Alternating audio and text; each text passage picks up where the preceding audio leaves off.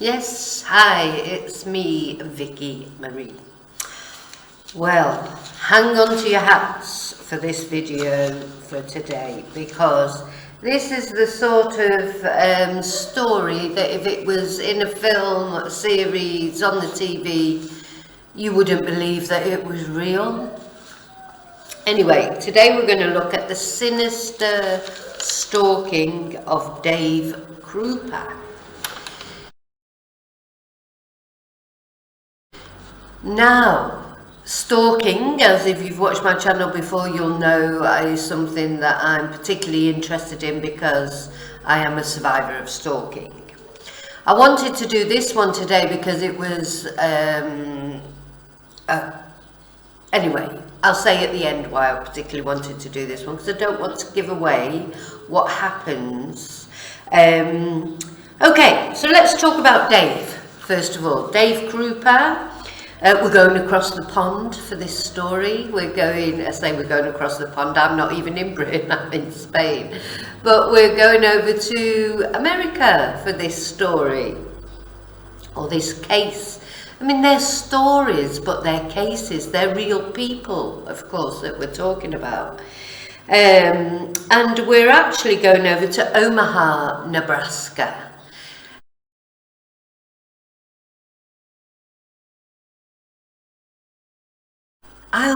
Whenever I hear the word Nebraska, it always reminds me of The Walking Dead. There's one of the episodes is called Nebraska. Whether you watch The Walking Dead or not, I don't know, but if you don't, you should watch it. It's really good. Anyway, so totally waffling on as per usual. So we're talking about Dave Kroupe. Dave Kroupe was an American guy who lived in Nebraska, in Omaha, Nebraska. He'd just split up, his marriage had just split up from his long-time, well actually he wasn't married, it was his long-time girlfriend, Amy Flora, and they had 2 children together.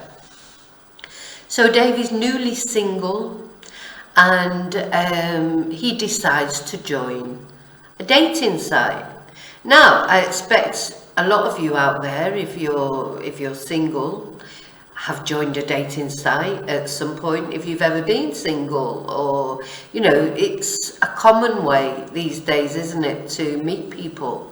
In fact, it's a very good way of meeting people in a lot of ways, because, you know, you get to a certain age, you can't really go around sort of discotheques, as they were called in my day, or clubs as they call them now. If you live in Spain, you don't call them clubs, because clubs in Spain is something completely different. Clubs are brothels in Spain, so you don't go around the clubs, well, unless you're looking for a brothel. But, so yeah, dating sites, they're good, aren't they? You put in your details, you can sift through the different people, you can talk to them first before you even meet them. You know, it's something you can do from home, and, you know, as slowly or quickly as you want to. So they're very popular, of course. Probably the vast majority of people these days, and even young people, all ages, meet on dating sites, don't they? Anyway, so he joined a dating site, and through this dating site, he met a lady called Liz. Liz was a single parent, and they started dating each other. Dave was very honest. He said from the beginning, he did not want anything serious. Now, you know, I admire honesty completely, because there's plenty of times that people, men and women, don't say that they don't really want anything serious, and maybe the other person is looking for something serious. So if you know you're not going to be able to give that other person what they're looking for, you need to tell them that right from the beginning, in my opinion. You don't want something serious.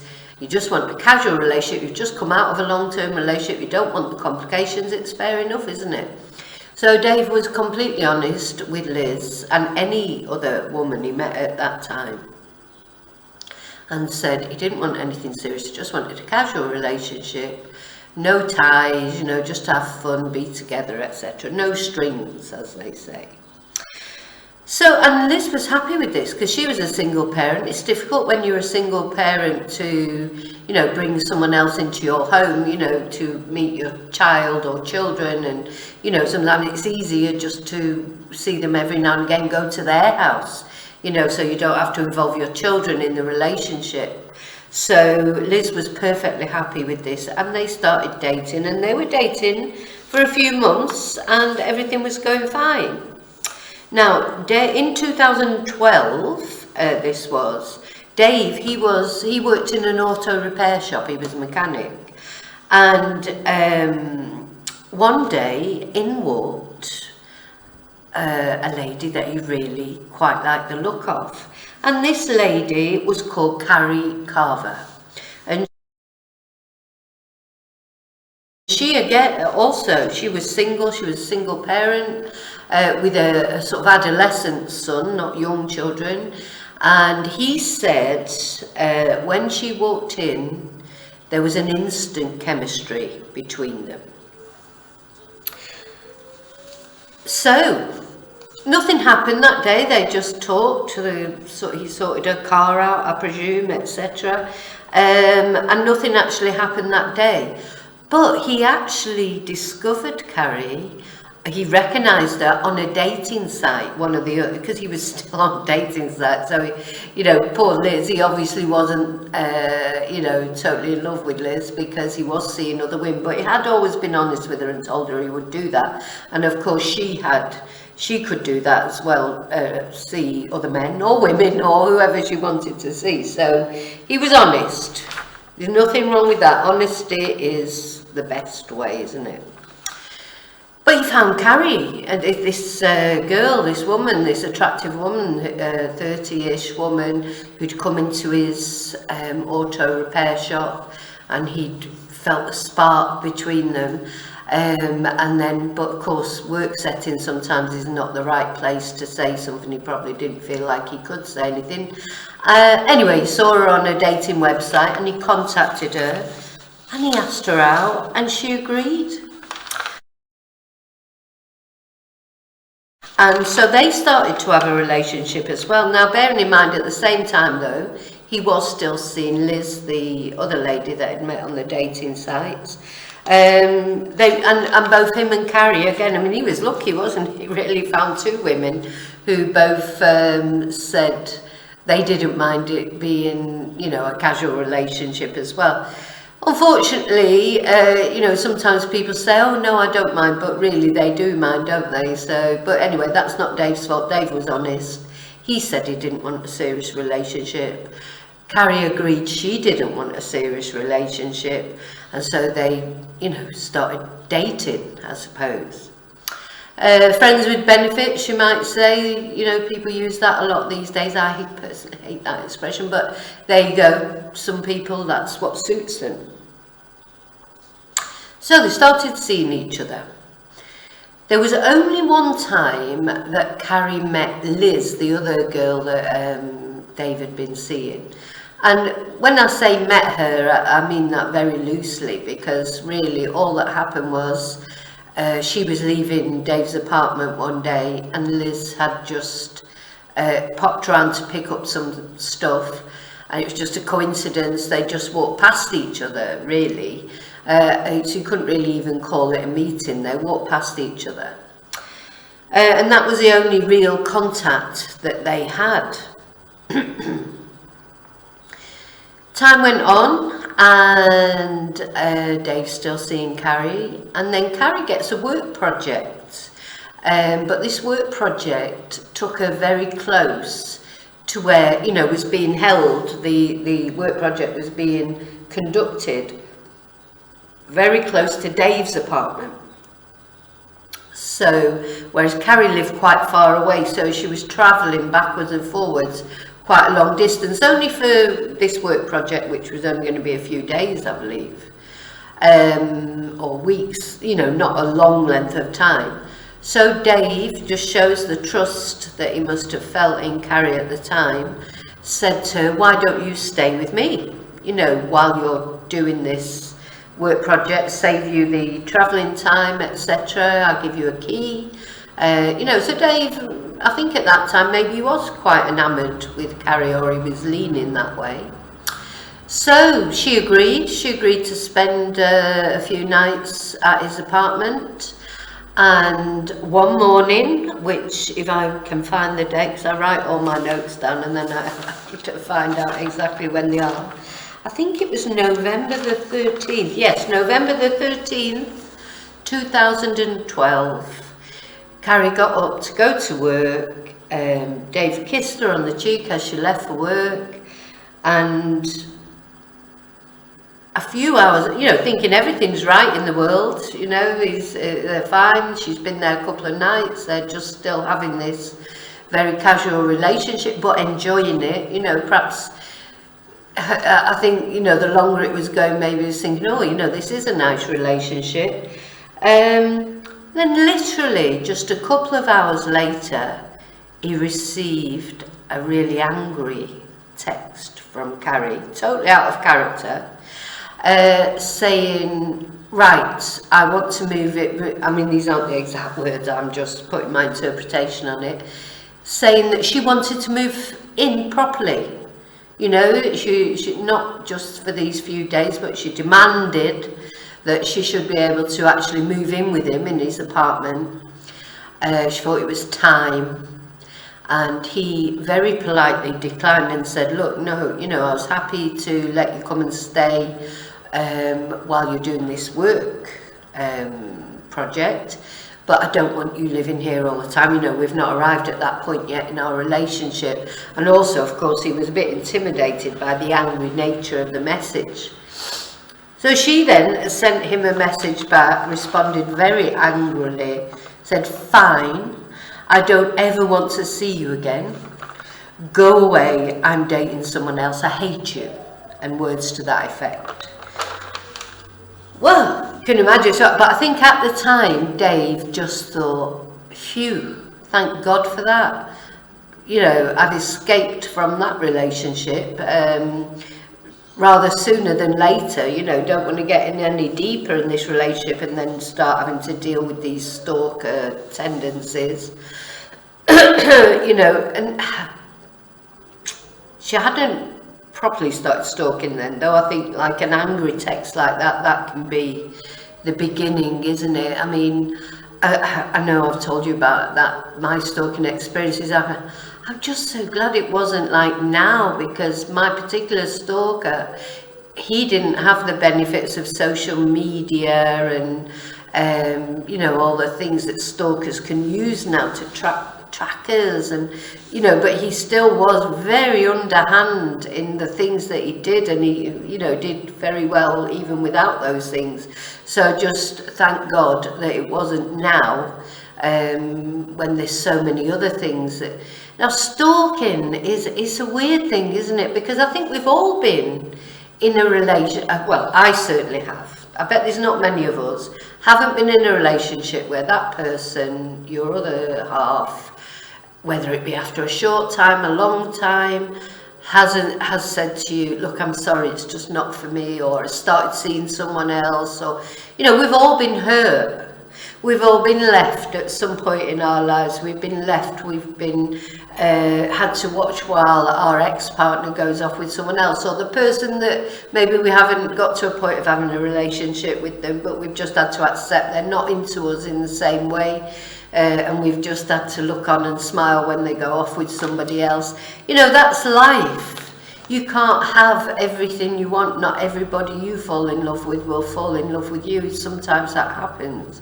And what we do, especially if we love that person. I mean, to me, if you love someone, you want them to have the best life that they can have. If they don't want you, I'm not saying I won't be upset. I'm not saying I won't be angry at first. Of course you are. I'm not saying I'm not jealous. I can be a very jealous person.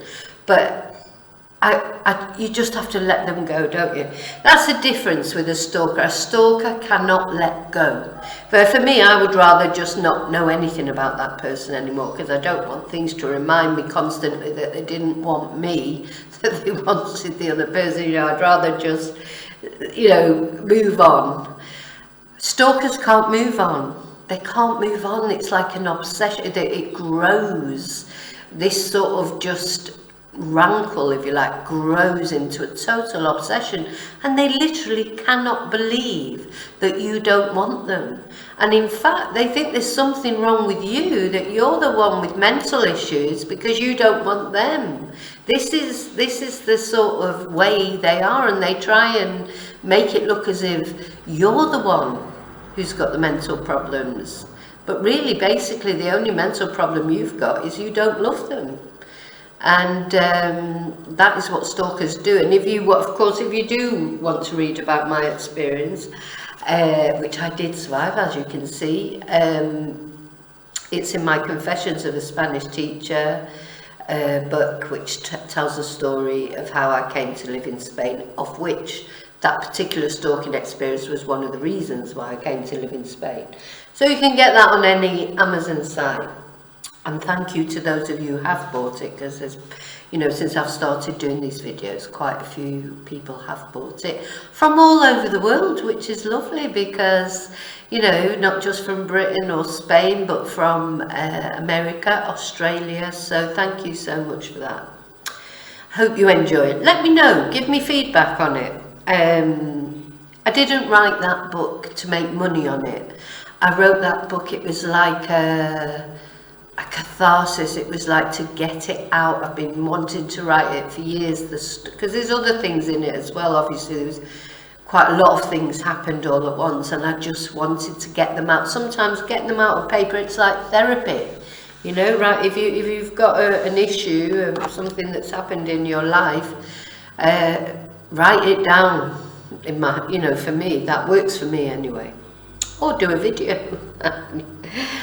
Okay, so let's get back to poor old Dave, who's thinking, oh my God, you know, this woman, I really liked her and everything was going so well, and now she's just completely turned on me. She sent him this horrible series of texts, finally saying to him, all right, forget it, I don't want to see you anymore, I don't care if I ever see you again. And he just thinks, at that time, thank God for that. Thank God. Phew, how lucky am I that I've escaped that terrible relationship. Anyway, he wasn't the only person that received texts from Cari. It turns out then Cari sent her mum a message and said she'd move into Kansas for a new job, and she'd be in touch soon to make arrangements to collect her son, who was 15, so he wasn't, but you know, this was a surprise to Nancy, Cari's mum, because she didn't know that she'd applied for any job in Kansas, and she was, you know, surprised that she had just gone off like that, not without saying anything. She'd told her she was going, but, you know, it just seemed a bit abrupt. However, Cari had been diagnosed with bipolar syndrome or whatever. She had been diagnosed as bipolar, so it wasn't a complete surprise. She had acted erratically before, and I think the presumption was made by the police at the time that she'd stopped taking her medication and she was going through some sort of episode, or maybe she just didn't want to be found. And you know, that was there was no, you know, she was a grown woman, and there was no reason to worry about her at that time. Anyway, so as I say, Dave was just grateful he'd avoided this nutcase. And he started seeing more of Liz again, because, you know, he had been seeing Liz, the first lady that had met on the dating site, and he had been seeing her. And then both of them started receiving nasty messages from Cari. So Cari had got hold of Liz's number, and she would send them both horrible messages. And sometimes she would send them messages when they were together. They would literally be sat together, watching the telly or whatever, and both their phones would blow up at the same time with nasty messages from Cari saying that she could see them, she knew what they were doing, she hated them both, blah, blah, blah, blah. She would insult Liz, call her all the names under the sun. and this would happen while they were, so that was really worrying for them because they felt like they were being watched, being followed.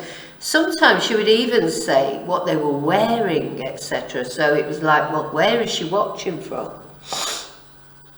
And they would be in the same room, getting these messages. Then on August the 17th in 2003, Dave received a phone call from Liz saying her house had been burned down.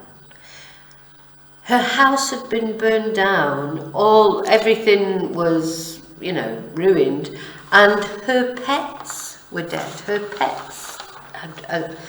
I don't know, I know there were dogs in there. I haven't looked into that too much because I just can't even bear to think about it, but her pets were dead. Her house was burned down and her pets were dead. And then shortly after that, Dave received a text from Cari saying she had done it, admitting to her guilt. And she said, "I am not lying. I set that nasty WHORE's house on fire. I hope the WHORE and her kids die in it." So, Cari's really on a bipolar psychosis now. She's committed arson, she's killed those animals. She's still stalking Dave, following what he does and commenting on his relationship with Liz and also stalking Liz and sending her horrible messages.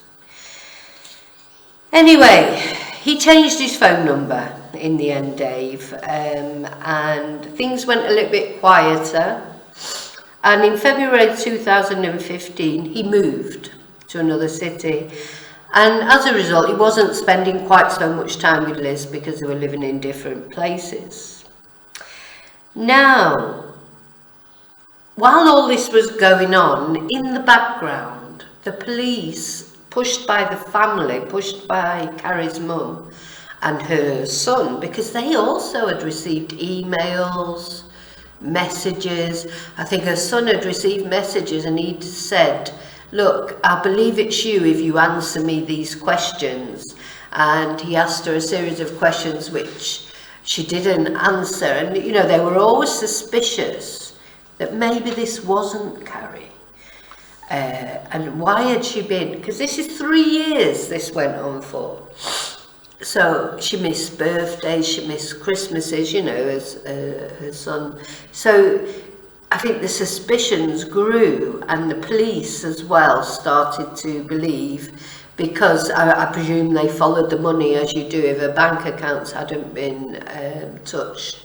I don't know the ins and outs of the investigation, but behind the scenes, they were starting to get gradually suspicious that maybe something had happened to Cari, and in fact she wasn't alive anymore, and it hadn't been her that was sending these texts. Can you see where this is going?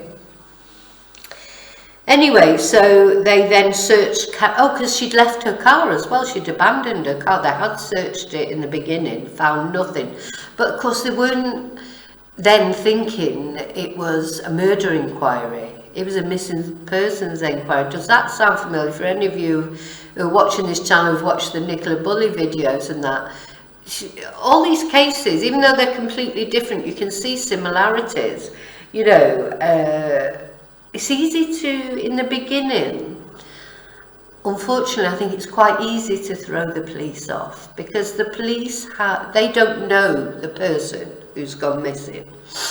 So it doesn't matter how much you say to them, "Oh no, she would never do this," because they've dealt with cases of 1 million people who have done it, who have gone off and turned up back again, or gone off and committed suicide, or done whatever. So even though you as the family member, like as Cari's mum said right from the beginning, I think a mistake she made was letting them know that Cari had bipolar.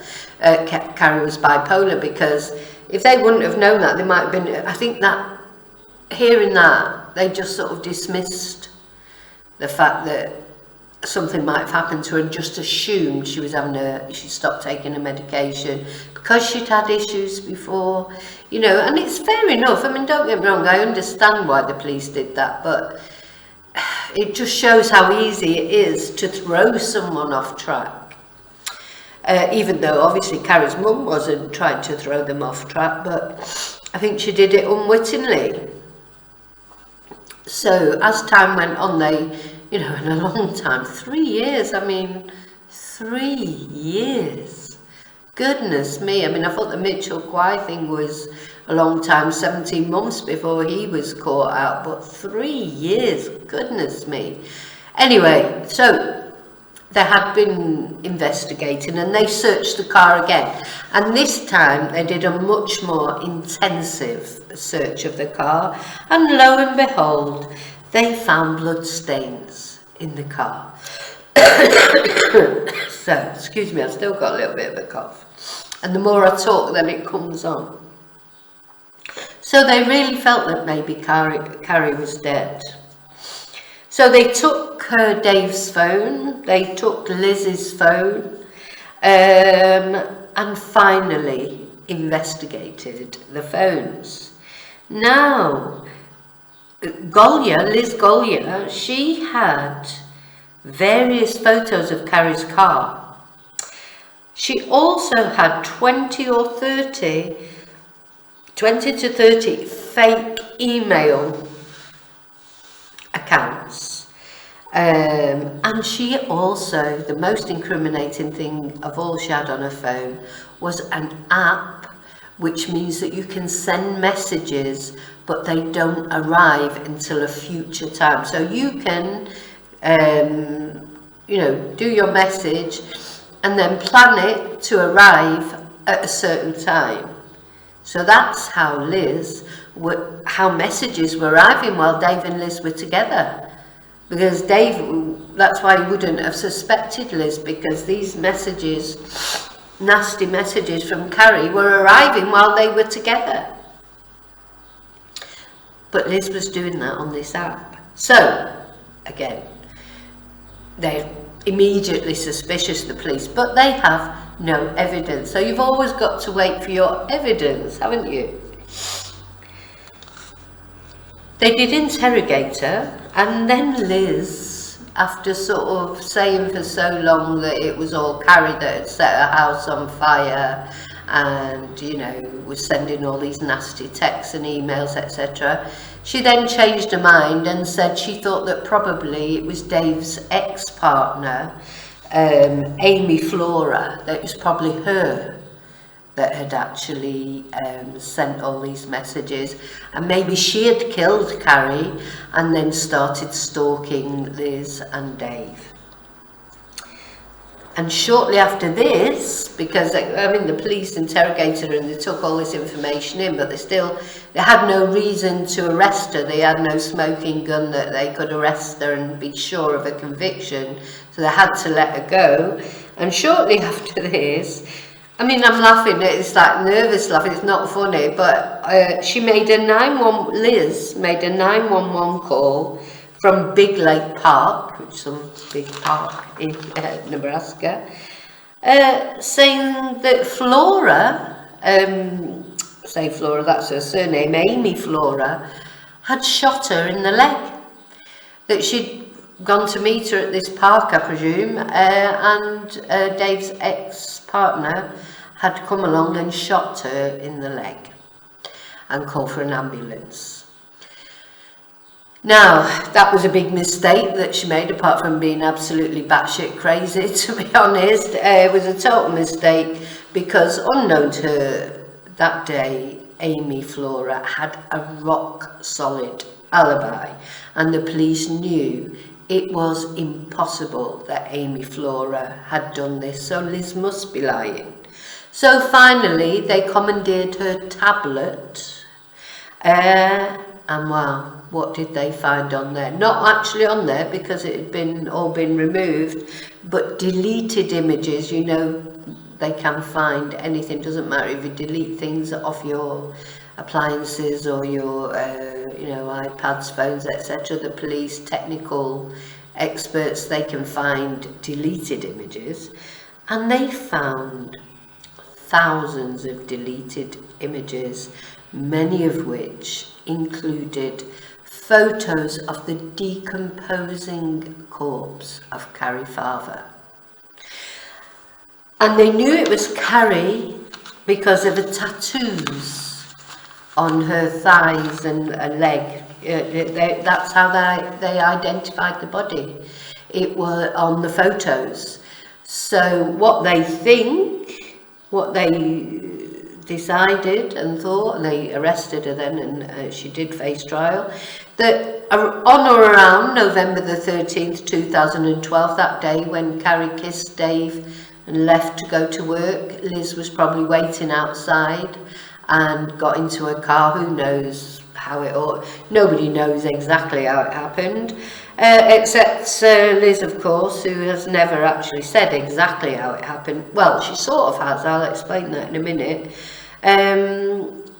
But they think on or around that date, November the 13th, Liz murdered Cari in her own car, stabbed her in her own car, murdered her, and then set about this absolutely crazy stalking of Dave and Liz, technically, which of course was a load of rubbish, set up again, ruining Cari's reputation. I mean, it's bad enough to murder someone, as I said before. I think worse than that is this afterwards, totally dishing someone's reputation, making them look like some sort of raving mad woman, and that poor woman had been murdered, and then Liz set about demolishing her reputation. You should get double sentence for doing that. Oh, apart from, and then the animals, imagine killing your own pets to try and make somebody else look guilty, your own animals, letting them burn to death. What sort of person can do that? I mean, I understand about jealous rages, believe me, I've had a few jealous rages in my time, but you know what, killing your own animals, keeping it up for all that, anyway, and shooting yourself in the leg. Shame she didn't die, to be honest, when she saw, well, it isn't, because then we wouldn't know exactly what happened. But yeah, shooting yourself in the leg and murdering your own pets, please. So they think that's what happened, and then over the next 3 years she sent 15,000 emails and 50,000 text messages, supposedly from Cari to Dave, or to her family, or to Liz. So there you go, yeah, burned down her own house, killed her own pets, shot herself in the leg, and murdered Cari Farver. So what did she do with her? Because you know what, nobody, they haven't been able to find, unfortunately, any trace of Cari's body. They found the blood in the car, and obviously the photos that showed that she was dead, because there were photos of a decomposing corpse that was unfortunately Cari, because that they identified from her tattoos that were in the photos. But they think they do know what happened to her, because one of the emails, when I find out exactly what, one of the from the fake email accounts, one of the emails that Liz had sent from one of her fake accounts was ostensibly, when she was trying to cast the blame on somebody else, this email supposedly came from an anonymous person saying that Cari was stabbed in her car, in the chest and the stomach, and then her body was burnt and disposed of in various garbage trucks, etc.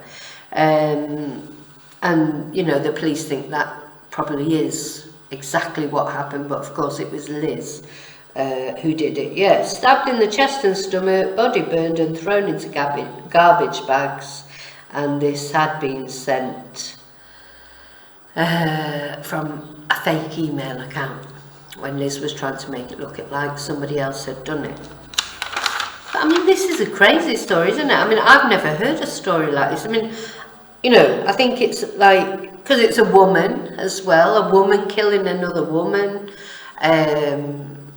The 3 years, keeping that up for 3 years, I don't know. You know, I don't think I could live with that for a week, never mind 3 years. You know, even if you did it at the time because you're in some sort of mental jealous state and whatever. 3 years is a long time to keep something up. You're going to come out of that psychotic rage at some point, surely, during those 3 years. You've got to get up in the morning, you've got to take your children to school, you've got to go to bed at night and sleep. You know, how do you? You know, she's got all these photos on her phone. You've got all those pictures in your head of, did she enjoy it? Is she a proper psychopath? Like, you know, maybe she reveled in it. You know, maybe it was something she felt good about. I don't know. And I tell you what, any other woman that she must have thought that Dave did quite like that. I expect she was fuming because Dave would have been honest, because he was an honest man with his relationships. When Dave told her that Cari would be staying at his house for a few nights while she was doing this work project, she would have been fuming. Maybe she's never been given a key to his flat and she's been seeing him for longer. He's never said to her, "Oh, you can come and stay for a week." She's perhaps stayed overnight here and there, but you know, to know that some woman that's only just walked into his life, suddenly she can have a key to his apartment and come and go as she wants, she would have been fuming, wouldn't she? But I understand it in a way, but I would be the opposite. I'd just think, oh right, forget that. You know, I don't fight over men. You know, if a man doesn't want me, that's it. I couldn't try and make somebody be with me. I mean, you might for a little while, you know, a month or so, and then you think, oh, they might change their mind. But I think once you realise they really did like somebody else and they really weren't into you that much, I'm sorry, I'm too vain for that. If they're not really into me, then I'm not really into them. I think because I'm an empath, I can't respond those feelings because I can only empathise with someone's feelings. So if somebody doesn't like me, I can't like them because I don't get that. Does that make sense? I don't get that. It's like for me, I tend to go with their feelings. If they like me, I'm more likely to like them. But anyway, I don't know. So what do you think of this case? I mean, so let me tell you what her sentence was. So in 2017, Liz Golyar was finally convicted of first-degree murder and second-degree arson, and for some unknown reason, not for cruelty to animals, which usually comes into it, which should have been added onto her sentence, and probably disposing of a corpse, but they probably couldn't prove that. You know, the thing is they have to go for what they can prove, but they could prove the animal cruelty, so you know, that's a bit upsetting really that didn't come into her sentence. And she was given, I don't know, I haven't got her actual sentence. But anyway, she was convicted of first degree murder, so I imagine it's a life sentence. I don't think she was sentenced to death. Let me just look it up because it's important. I was so busy concentrating on the actual story itself because it is a story that I've been very interested in, and also I've wanted to make a video about for quite a long time. I was that busy, you know, with the story because I think it's such a batshit story. I didn't actually write down how long the sentence was. So sorry about that. Bear with, as they say. Life in prison. Yeah, life in prison for the murder of Cari Farver.